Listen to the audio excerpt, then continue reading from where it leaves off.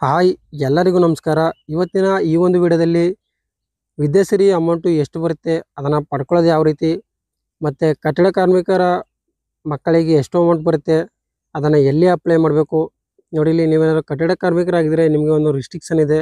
ಏನಾದರೂ ರಿಸ್ಟ್ರಿಕ್ಷನು ಅದರ ಬಗ್ಗೆ ತಿಳ್ಕೊಳ್ಳೋಣ. ನೀವು ಫುಲ್ ವಿಡಿಯೋ ನೋಡಿದ್ರೆ ನಿಮಗೆ ಅರ್ಥ ಆಗುತ್ತೆ.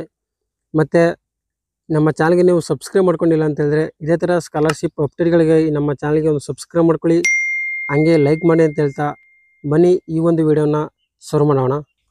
ನೋಡಿ, ಮೊದಲನೇದಾಗಿ ವಿದ್ಯಾಸಿರಿ ಯೋಜನೆ ಬಗ್ಗೆ ಮಾತಾಡೋಣ. ನೋಡಿ, ಈ ಯೋಜನೆಯನ್ನು ಯಾವ ಸ್ಟೂಡೆಂಟ್ಗಳಿಗೆ ಕೊಡ್ತಾರೆ ಮತ್ತು ಯಾವ ಇಲಾಖೆಯಿಂದ ಕೊಡ್ತಾರೆ ಅಂತ ಹೇಳಿದ್ರೆ OBC ಸ್ಟೂಡೆಂಟ್ಗಳಿಗೆ ಹಿಂದುಳಿದ ವರ್ಗಗಳ ಕಲ್ಯಾಣ ಇಲಾಖೆಯಿಂದ ಈ ವಿದ್ಯಾಸಿರಿ ಯೋಜನೆಯನ್ನು ಕೊಡ್ತಾರೆ. ಈ ಯೋಜನೆಯ ಉದ್ದೇಶ ಏನಂತ ಹೇಳಿದ್ರೆ, ಯಾವುದೇ ಇಲಾಖೆಯ ಸರ್ಕಾರಿ ಅಥವಾ ಸರ್ಕಾರಿ ಅನುದಾನಿತ ವಿದ್ಯಾರ್ಥಿ ನಿಲಯ ಅಥವಾ ವಸತಿ ಕಾಲೇಜುಗಳಲ್ಲಿ ಪ್ರವೇಶ ದೊರೆಯದ ಹಾಗೂ ಮೆಟ್ರಿಕ್ ಹಂತದ ಕೋರ್ಸ್ಗಳಲ್ಲಿ ವ್ಯಾಸಂಗ ಮಾಡುವ ಹಿಂದುಳಿದ ವರ್ಗಗಳ ವಿದ್ಯಾರ್ಥಿಗಳಿಗೆ ಊಟ ಮತ್ತು ವಸತಿ ಸಹಾಯವನ್ನು ಒದಗಿಸುವುದು ಈ ಯೋಜನೆಯ ಉದ್ದೇಶ ಆಗಿದೆ ಅಂತ ಹೇಳಿದ್ರೆ, ಇವಾಗ ಈ ಯೋಜನೆಯನ್ನು ನೀವು ಪಡ್ಕೋಬೇಕಂತ ಹೇಳಿದ್ರೆ ಮೊದಲು ನೀವು ಹಾಸ್ಟೆಲ್ಗೆ ಅಪ್ಲಿಕೇಶನ್ ಹಾಕಬೇಕಾಗಿರುತ್ತೆ. ಅಪ್ಲಿಕೇಶನ್ ಹಾಕಿದಾಗ ನೀವು ಹಾಸ್ಟೆಲ್ ಸಿಗ್ತೀರಿ, ನೀವು ಹಾಸ್ಟೆಲ್ ಯೋಜನೆಯನ್ನು ಪಡ್ಕೋಬೋದು. ನಿಮಗೆ ಹಾಸ್ಟೆಲು ಸಿಗಲಿಲ್ಲ ಅಂತ ಹೇಳಿದ್ರೆ ನಿಮಗೆ ಪ್ರತಿ ತಿಂಗಳು 1,500ದಂತೆ 10 ತಿಂಗಳಿಗೆ 15,000 ರೂಪಾಯಿಗಳನ್ನ ಕೊಡ್ತಾರೆ. ನೀವು SSP ಸ್ಕಾಲರ್ಶಿಪ್ಗೆ ಅಪ್ಲೈ ಮಾಡಿದಾಗ ನೀವು OBC ಸ್ಟೂಡೆಂಟ್ಗಳಾಗಿದ್ದರೆ ನೀವು ಹಾಸ್ಟೆಲ್ಗೆ ಅಪ್ಲಿಕೇಶನ್ ಹಾಕಿ ಹಾಸ್ಟೆಲ್ ಸಿಗಲಿಲ್ಲ ಅಂತ ಹೇಳಿದ್ರೆ ನೀವು ಆವಾಗ ನೀವು ವಿದ್ಯಾಸಿರಿ ಯೋಜನೆಗೆ ಅರ್ಹರಾಗಿರ್ತೀರಿ. ನೋಡಿ, ನೀವು SSP ಸ್ಕಾಲರ್ಶಿಪ್ಗೆ ಅಪ್ಲೈ ಮಾಡಿದಾಗ ನೀವು OBC ಸ್ಟೂಡೆಂಟ್ಗಳಾಗಿದ್ದರೆ ನಿಮಗೆ ಸ್ಕಾಲರ್ಶಿಪ್ ಕಾಲಮಲ್ಲಿ ನಿಮಗೆ Vidyasiri food and accommodation scheme ಅಂತ ಅಪ್ಡೇಟ್ ಆಗುತ್ತೆ. ಆ ಒಂದು ಸ್ಕೀಮ್ ಅಂಡರಲ್ಲಿ ನಿಮಗೆ 15,000 ಬರುತ್ತೆ. ಈ ಥರವಾಗಿ SSP ಸ್ಕಾಲರ್ಶಿಪ್ಪಲ್ಲಿ ಅಪ್ಡೇಟ್ ಆಗಿರುತ್ತೆ. ಅದನ್ನು ಕೂಡ ತೋರಿಸ್ತೀನಿ, ನಿಮ್ಗೆ ನೋಡ್ಕೊಳ್ಬೋದು ಯಾವ ರೀತಿ ಬಂದಿದೆ ಅಂತ.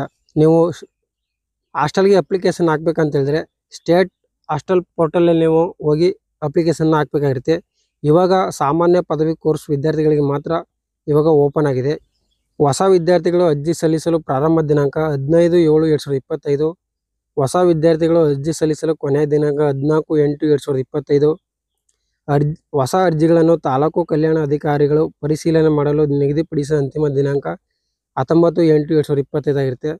ತಾಲೂಕು ಸಮಿತಿಯ ಮೂಲಕ ಆಯ್ಕೆಯಾದ ಹೊಸ ವಿದ್ಯಾರ್ಥಿಗಳ ಆಯ್ಕೆ ಪಟ್ಟಿ ಪ್ರಕಟಣೆಯ ದಿನಾಂಕ 21/8/2025. ಆಯ್ಕೆಯಾದ ವಿದ್ಯಾರ್ಥಿಗಳು ವಿದ್ಯಾರ್ಥಿ ನಿಲಯಗಳಿಗೆ ಪ್ರವೇಶ ಪಡೆಯಲು ನಿಗದಿಪಡಿಸಿದ ಅಂತಿಮ ದಿನಾಂಕ 30/8/2025 ಆಗಿರುತ್ತೆ. ಹಾಸ್ಟೆಲ್ ಯಾರಿಗೆ ಬೇಕೋ ಅವರು ಹಾಸ್ಟೆಲ್ಗೆ ಅಪ್ಲಿಕೇಶನ್ ಹಾಕಿ ಹಾಸ್ಟೆಲ್ ಸಿಗಲಿಲ್ಲ ಅಂತ ಹೇಳಿದ್ರೆ ನಿಮಗೆ 15,000 ರೂಪಾಯಿಗಳು ಬರುತ್ತೆ.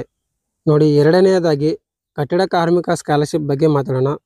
ನೋಡಿ, ನಿಮ್ಮ ತಂದೆ ಅಥವಾ ತಾಯಿ ಕಟ್ಟಡ ಕಾರ್ಮಿಕರಾಗಿದ್ದರೆ ಅವರು ಕಟ್ಟಡ ಕಾರ್ಮಿಕ ಇಲಾಖೆಯಲ್ಲಿ ನೋಂದಾಯಿತರಾಗಿದ್ದರೆ ಅವರ ಮಕ್ಕಳಿಗೆ ಸ್ಕಾಲರ್ಶಿಪ್ಪನ್ನು ಕೊಡ್ತಾರೆ ಕಟ್ಟಡ ಕಾರ್ಮಿಕ ಇಲಾಖೆಯಿಂದ. ಅದನ್ನು ಪಡ್ಕೋಬೇಕು ಅಂತ ಹೇಳಿದ್ರೆ ನೀವು SSP ಸ್ಕಾಲರ್ಶಿಪ್ಪಲ್ಲಿ ಅಪ್ಲೈ ಮಾಡ್ತಿರಲ್ಲ ಅದೇ ಸಾಕು. ಅದರಿಂದ ನಿಮಗೆ ನಿಮ್ಮ ಯಾರು ಕಟ್ಟಡ ಕಾರ್ಮಿಕ ತಂದೆ ಅಥವಾ ತಾಯಿ ಇರ್ತಾರೋ ಅವರ ಅಕೌಂಟ್ಗೆ ಸ್ಕಾಲರ್ಶಿಪ್ಪು ಬರುತ್ತೆ ಅಂತ ಹೇಳ್ಬೋದು. ನೋಂದಾಯಿತ ಕಟ್ಟಡ ಕಾರ್ಮಿಕರ ಅರ್ಹ 2 ಮಕ್ಕಳಿಗೆ ಸಹಾಯಧನ ನೀಡಲಾಗುವುದು. ಕರ್ನಾಟಕ ರಾಜ್ಯದಲ್ಲಿ ಬಹುತೇಕವಾಗಿ ಆರಂಭವಾಗಿರುವ ಹಾಗೂ ಸರ್ಕಾರದಿಂದ ನೋಂದಾಯಿತ ಶಾಲಾ ಕಾಲೇಜುಗಳಲ್ಲಿ ಪ್ರಸ್ತುತ ಸಾಲಿನಲ್ಲಿ ವ್ಯಾಸಂಗ ಮಾಡುತ್ತಿರುವ ಫಲಾನುಭವಿಗಳ 2 ಮಕ್ಕಳಿಗೆ ಮಾತ್ರ ಶೈಕ್ಷಣಿಕ ಸಹಾಯಧನವನ್ನು ನೀಡಲಾಗಿರುತ್ತದೆ. ದೂರ ಶಿಕ್ಷಣ, ಆನ್ಲೈನ್ ಶಿಕ್ಷಣ, ಹೋಮ್ ಸ್ಟಡಿ ಇತ್ಯಾದಿ ವ್ಯಾಸಂಗದಲ್ಲಿ ತೊಡಗಿರುವ ವಿದ್ಯಾರ್ಥಿಗಳಿಗೆ ಈ ಸೌಲಭ್ಯ ಪಡೆಯಲು ಅವಕಾಶ ಇರುವುದಿಲ್ಲ. ಕಟ್ಟಡ ಕಾರ್ಮಿಕರು ಸ್ಕಾಲರ್ಶಿಪ್ಪನ್ನು ಪಡ್ಕೋಬೇಕಂತ ಹೇಳಿದ್ರೆ ರಿಸ್ಟ್ರಿಕ್ಷನ್ ಇದೆ ಅಂತ ಹೇಳಿದೆ. ಅದೇನಂತ ಹೇಳಿದ್ರೆ ಇಲ್ಲಿ ನೋಡಿ, ಅವರು ನೋಟಿಫಿಕೇಶನ್ ಕೊಟ್ಟಿದ್ದಾರೆ. ಕಟ್ಟಡ ಮತ್ತು ಇತರ ನಿರ್ಮಾಣ ಕಾರ್ಮಿಕರ ಕಲ್ಯಾಣ ಮಂಡಳಿಯು 2025-26ನೇ ಸಾಲಿನ ಶೈಕ್ಷಣಿಕ ಸಹಾಯಧನಕ್ಕೆ ಅರ್ಜಿಗಳನ್ನು ಆಹ್ವಾನಿಸಿದೆ. ಮಂಡಳಿಯಲ್ಲಿ ಇದನ್ನು ಕೇಳ್ಕೊಳ್ಳಿ. ಮಂಡಳಿಯಲ್ಲಿ ದಿನಾಂಕ 31/5/2025 ಪೂರ್ವದಲ್ಲಿ ನೋಂದಾಯಿತರಾದ ಕಟ್ಟಡ ಮತ್ತು ಇತರ ನಿರ್ಮಾಣ ಕಾರ್ಮಿಕರ ತಮ್ಮ ಮಕ್ಕಳ ಶೈಕ್ಷಣಿಕ ಸಹಾಯಧನಕ್ಕಾಗಿ ಅರ್ಜಿ ಸಲ್ಲಿಸಲು ಅರ್ಹರಾಗಿರ್ತಾರೆ ಅಂತ ಹೇಳಿದ್ರೆ 31/5/2025 ಒಳಗಾಗಿ ನೀವು ಆವಾಗ ನೋಂದಾಯಿಸಿರಬೇಕು. ಇವಾಗೇನೋ ನೋಂದಾಯಿಸಿದ್ರೆ ನಿಮಗೆ ಸ್ಕಾಲರ್ಶಿಪ್ ಬರೋದಿಲ್ಲ. ಪೂರ್ವದಲ್ಲಿ ನೋಂದಾಯಿಸಿರೋರಿಗೆ ಮಾತ್ರ ಈ ಒಂದು ಸ್ಕಾಲರ್ಶಿಪ್ ಬರುತ್ತೆ ಅಂತ ಹೇಳ್ಬೋದು.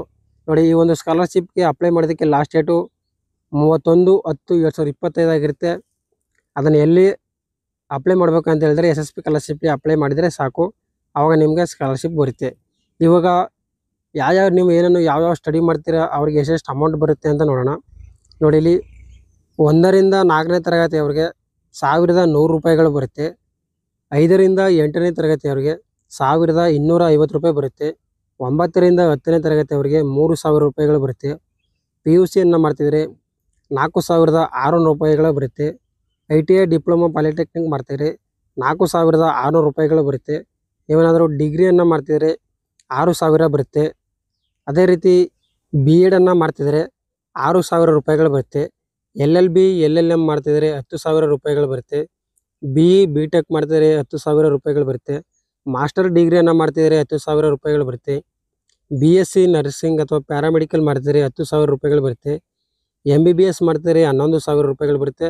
ಮತ್ತು PhD MPhil ಅನ್ನು ಮಾಡ್ತಿದ್ರೆ 11000 ರೂಪಾಯಿಗಳನ್ನು ಪಡ್ಕೊಳ್ಬೋದು.